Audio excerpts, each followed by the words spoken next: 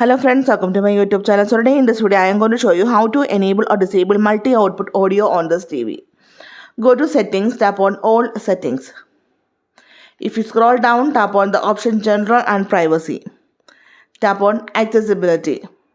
Then if you scroll down, here you can see the option multi-output audio. You can see using this multi-output audio, we can enable both your TV speaker and Bluetooth speaker device at the same time. When this function is active, you can set the volume of your Bluetooth device to be louder than that of your TV speaker. If you tap on this one,